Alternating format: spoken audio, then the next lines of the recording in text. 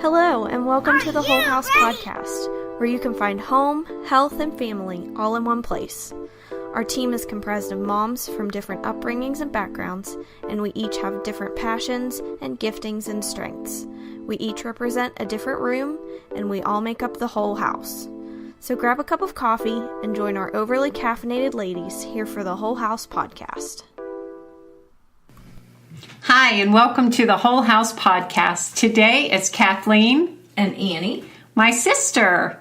So she's our special guest today. We're going to be talking about love and respect as in a marriage. But before we get started, before I ask her any questions, I'm just going to give you a couple reminders about what the Whole House is doing. There's still time to sign up for the Marriage Habits course, which starts July 16th.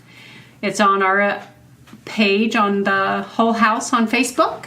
Just look for the events. Also, if you're local, we're bringing Juan Arturo to our area. That's on our events page too. We're partnering with Decent Christian Talk, our brother podcast, in doing that. So you can find that on our events page. Juan is an amazing person.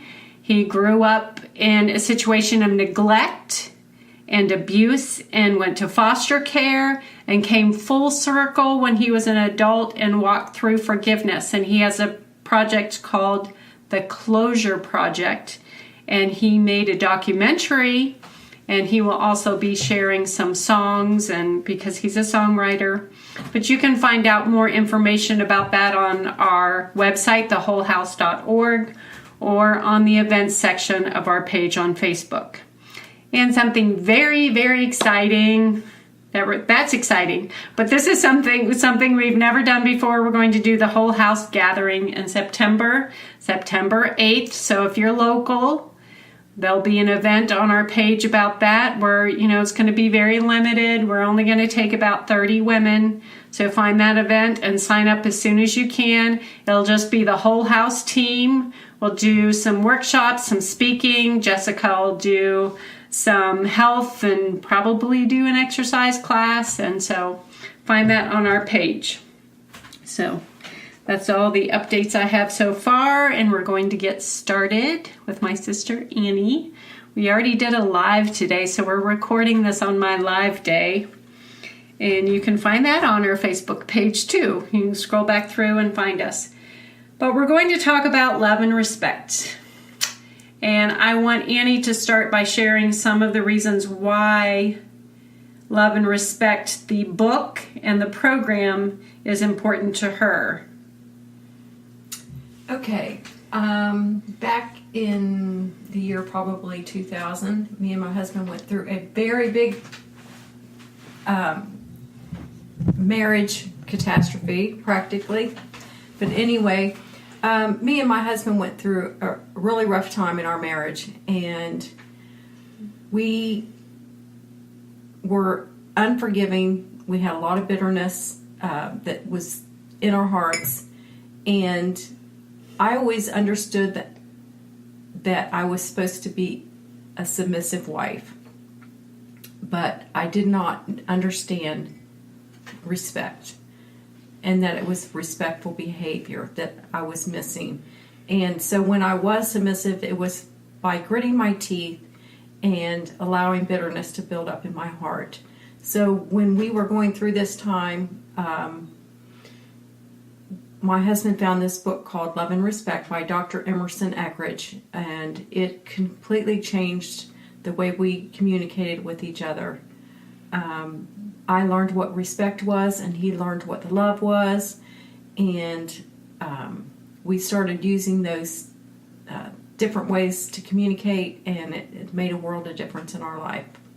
So you said the foundation of this whole Love and Respect book is in Ephesians 5, 33. Verse 33. So I'm going to actually read that out of the Amplified Bible because I love the Amplified Bible. However, let each man of you without exception love his wife as being in a sense his very own self. And let the wife see that she respects and reverences her husband, that she notices him, regards him, honors him, prefers him, venerates and esteems him, and that she defers to him, praises him, and loves and admires him exceedingly. So women, we have a long list, and I'm glad that we're talking about this because submission in the church, especially today, gets a bad rap. But I will also point out to you, if you go a few verses back, it says for all of us in the body of Christ to be subject to one another out of reverence for Christ.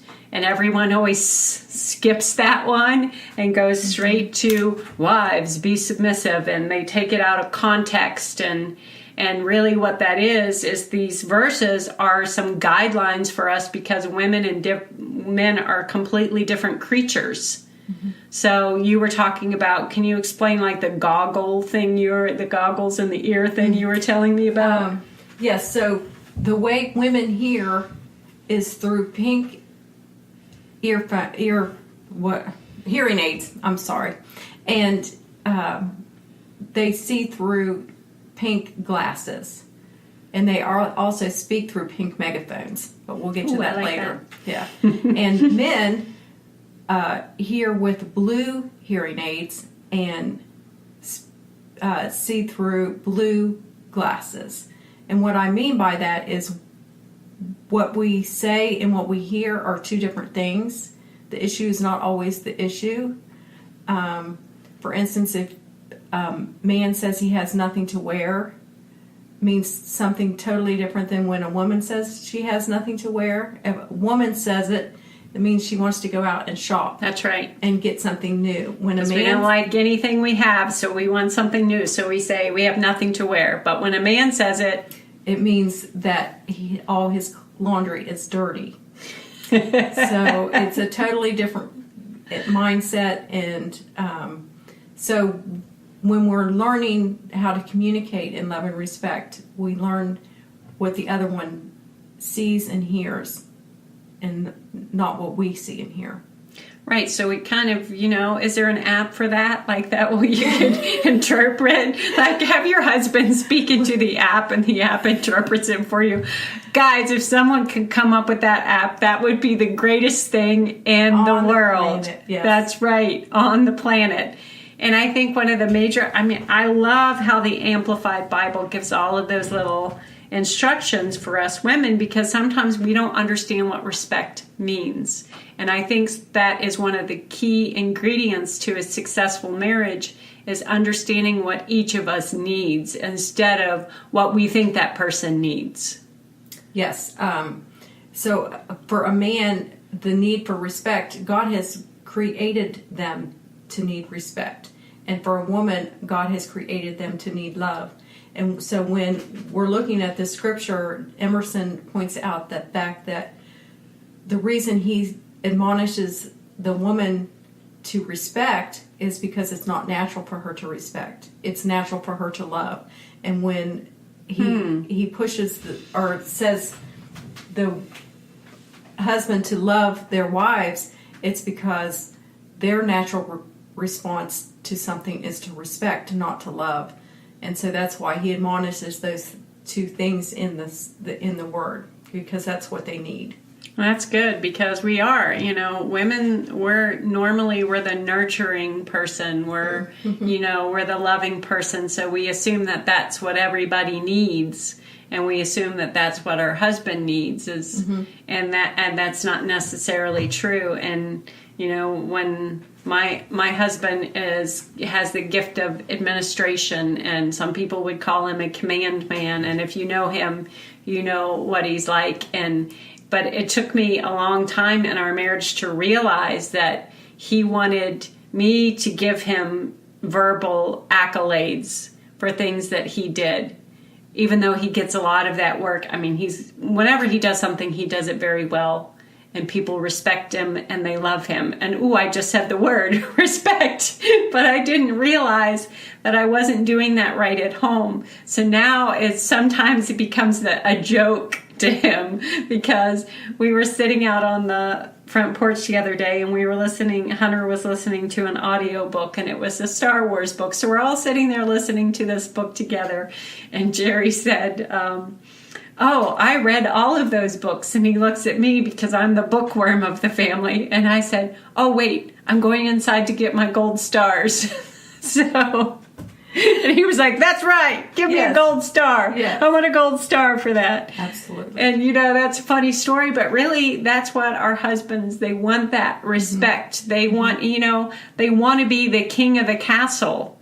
That doesn't mean they want to be domineering. That doesn't mean they want to be ordering everybody around. Mm-hmm. They're going out and they're working hard, and they're working hard for their wife and for their family. And what it's talking about is when this husband loves his wife as he loves his own body, he's willing, like Jesus did, to sacrifice himself for her. And when he comes home, he wants her to respect him and understand, I am working hard for you, not for anything else. I am working hard for you and for the family. That's what I'm doing. And we need to be often guilty here sometimes, not be the ones who, when they come home, we're the complainers instead of the people who say, thank you for working so hard. And I know it was really a stressful day at work today. Thanks for going anyway. Because sometimes our husbands come home and we have, this one did this and this one did that. And we don't want to do this. And I don't, Mm-hmm. So, and that just weighs them down even more. Our home needs to be our sanctuary. It should be a place that we all come and feel at peace and feel loved and respected. So I'm talking a lot. I'll let you say something. That's okay. One of the things Emerson Eckert says in his book is he did marriage counseling for 20 years before he understood this concept. So he was always telling the husbands, love your wives, love your wives, love your wives. And he would have all these women come to him and crying on the couch, my husband doesn't love me, my husband doesn't love me. And one time he kind of went off to himself in a kind of a retreat thing with the Lord, and God showed him the other side of the equation was respect. And that was what these women were missing. It was not only because this, but a lot of times because the wives did not respect their husbands, they would lash out in unloving ways. So he got the other equation, and he was able to put the two together, and that's why he wrote this book. Annie's picking it up to show it to you right now, just like we used to do on the phone. When you do a live before you do a podcast, you automatically think you're being seen. Right, and I told her before we started she was fixing my hair. Like, they can't see us. Yes. You can't see us, right? Oh, you never know. This is a camera right above our heads, right? You never know. So, there's an acronym. Yes, and this acronym is what it means for a man to feel respected, what they see as respect, not what women necessarily see as respect. And the acronym is CHAIRS, and that is conquest, hierarchy, authority, insight, relationship, and sexuality. And sex. Just might as well say it. Sex, yeah. So all of these have their own little things and their scriptures with them to back them up and what they mean. And those will be in the course, the Marriage Habits course. So make sure you sign up for that, because we only have so much time on a podcast. But I'm going to let Annie share, which one was the easiest for you to do. And which one was the hardest for you to do? And then I'll put in my 2 cents. Okay. Well, let me see here.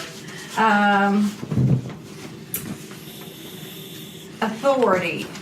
Wives, in the same way, submit yourselves to your husbands, so that if any of them do not believe the word, they may be won over without words by behavior of their wives, when they see the purity and reverence of their lives.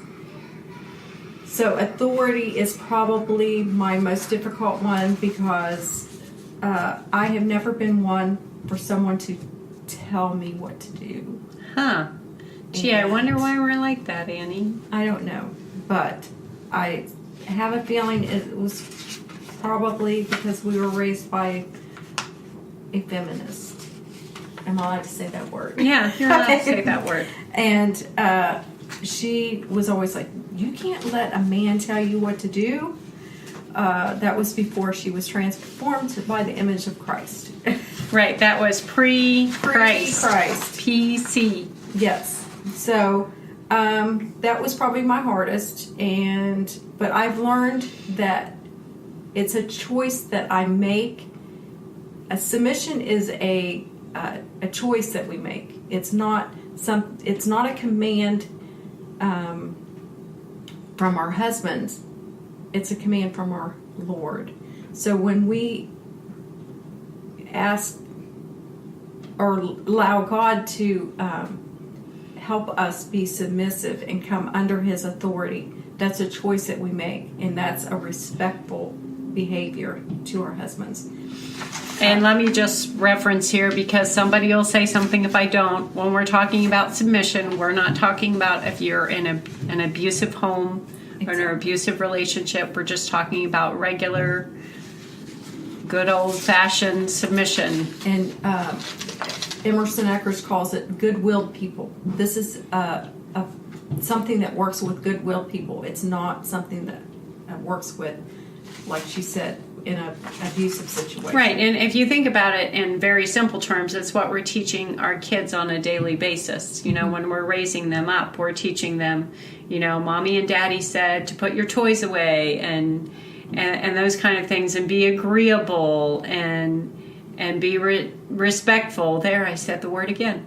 How many coins do we get if we say that word every day? I didn't even mean to say that, but you know, we think of it, and you have to think of it in simple terms. It's just being agreeable. It's not like we're wearing rags and scrubbing the floor at the same time and the man is walking on top of us. That's not what we're talking about. Right, and we're not talking about being doormats. And also, I was going to say something and it just went right out of my head. What was the one that was the easiest for you? That was the other thing you were doing. Okay, easiest is probably relationship, because I tend to like to do things with people. So doing things with my husband.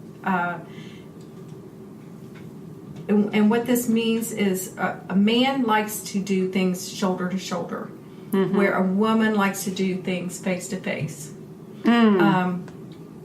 So sometimes a man just wants you to be there, not necessarily talk, or he sees relationship as enjoying something together, like a ball game or a concert, or even when he's out working on his car, he just wants you to sit there. But not hunting. I tried that one. Hunting is one of them. So well, I'm not allowed to go hunting anymore. I got. Because you talk? No, because I fell in the creek. Oh, okay. So they did an experiment with boys that were like in middle school, and they put them together in a room, and the boys just sat there, shoulder to shoulder, sat there, and they became best friends. And women, they put them in a room together and they turned their chairs towards each other and started talking about everything, every detail, every incident. And they came away with the fact that boys and men like shoulder to shoulder friendships. Wow. Okay, well then I have to see the list. I can't just go off the top of my head. It's interesting that relationship was you said was the easiest. That one is the hardest for me. I think because of if you know anything about the Enneagram, I'm a number 5. And I'm also definitely an introvert, but my wing is 4, so I'm like that creative individualist. So when I start a project, I'm like, I'm going to do this alone. And that's one of the things that my husband and I have both struggled with. We both came from really hard-working families where we both are projectors and we both start working. And that served us well for a long time because my working was raising the kids and homeschooling the kids. So that was my working, and that was the way that I lived my life. And now we've realized the past couple of years that with all of our kids growing up and moving out, that relationship is something that it's actually something we have to put on the calendar.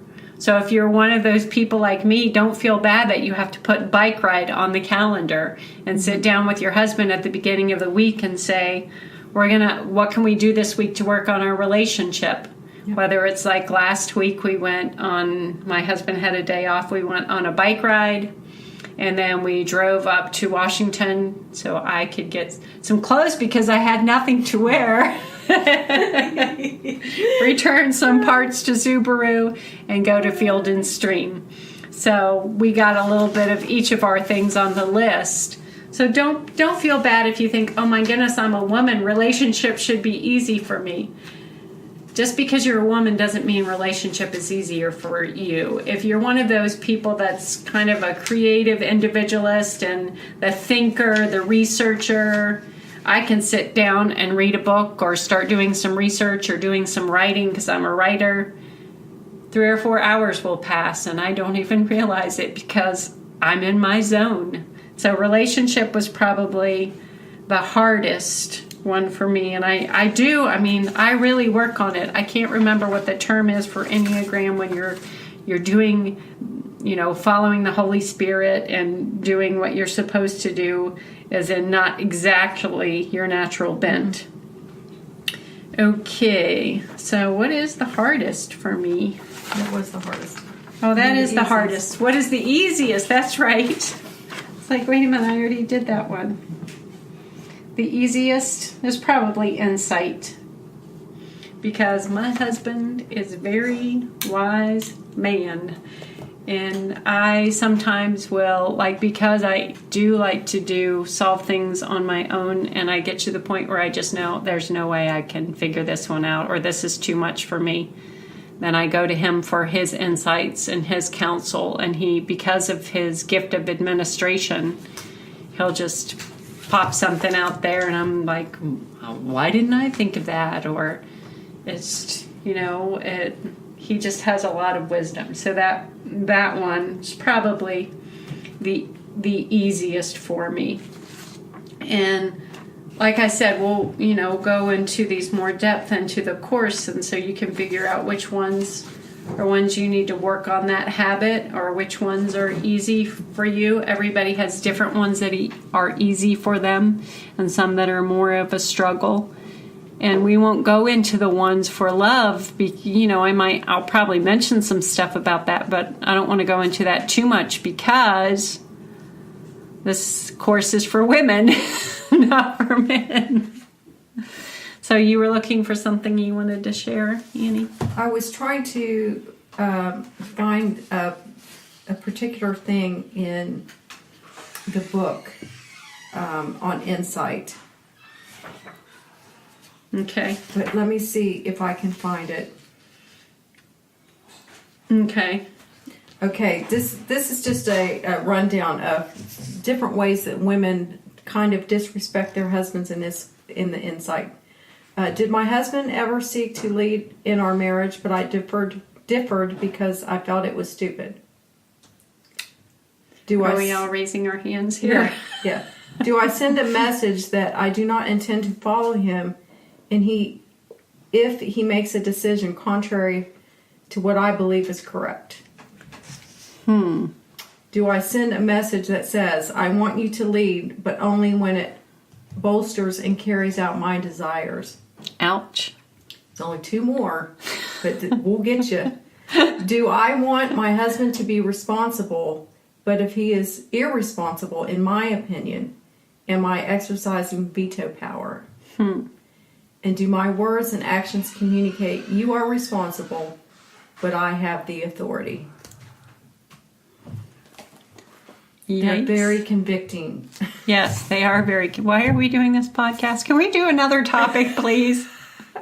We do one about rainbows and unicorns. And when we talk about respect, we understand that love is an unconditional thing. We want unconditional love, but we think our husbands need to earn our respect. And the Bible talks about respect as being an unconditional thing.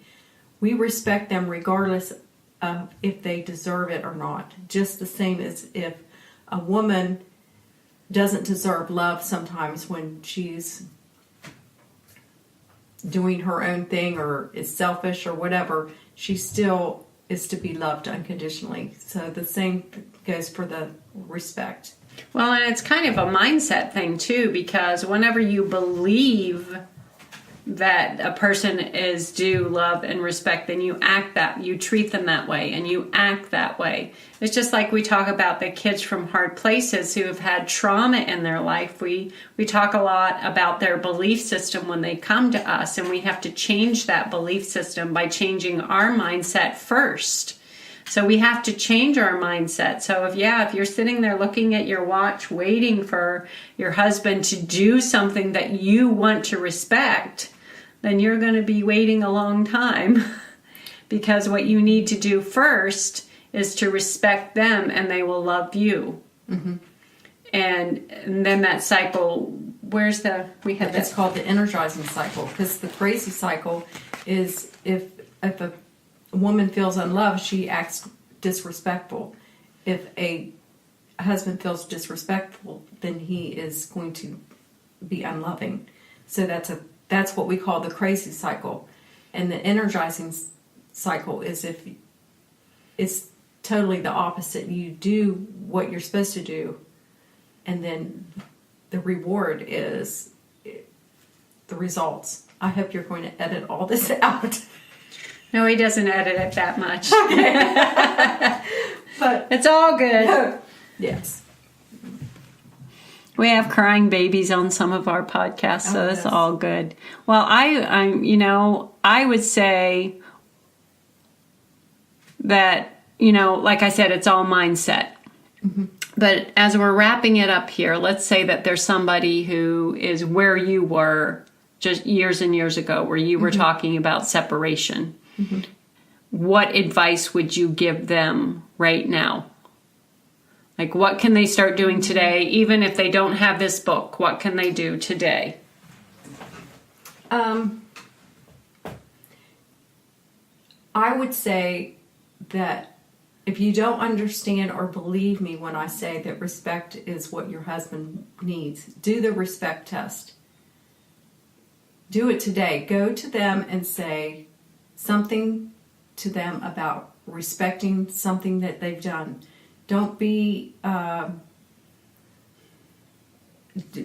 specific in what you say. Like, I respect the fact that you go to work every day, or I respect the fact that how you treat our children, or how you do our finances. Anything like that. Just do the respect. Don't say anything else. Just say, I respect the fact that you do. Don't add a but on the end. Right. Don't add anything to it, and see what happens. Well, that's a good test. That's a good thing to try. And the other thing that, that's one of the first things you can do. The other thing that you can do is, we'll definitely have this linked in the notes, is you can get this book and work your way through it. The Love and Respect. Annie didn't just work her way through the book, but you went to the seminar? Yes, we did. It was a retreat. It was a whole weekend, and we were able to go to it, and it was very informative. It's pretty much the book in real life, and I tend to be an auditory learner, so when I listened to what they had to say, it made more sense to me than just reading it. So right, and it takes us a long time to absorb information. So even if you listen to this podcast and you read the book and then you find that they're doing one of these retreats in your area and you sign up, you'll still need to keep refreshing, renewing your mind in that all the time. And but our marriages are worth it. We need to keep working on it. And like Lori said on one of her lives, talking about marriage, like even if you don't feel like you're having any issues in your marriage, you should still keep working on it, because you never know what's going to pop up. You never know what dynamic is going to change in your life, because the one thing that is constant in our lives is change. And another thing that Emerson Eckert says is we're image bearers. So that the way we bear Christ's image is to have love and respect in our marriages. Yes, that's good. So we'll wrap it up with that. Thank you, Annie, for joining us. And we'll see you next time on the Whole House Podcast. We're so glad you could join us here for the Whole House Podcast. Please subscribe, and if you give us a review, we might pick our favorite and send you a prize. Please remember to like the Whole House Facebook page and follow us on Instagram at _whole_house. And please sign up with your email on our website, thewholehouse.org, to be notified when new things are happening here at the Whole House. Thanks so much for listening.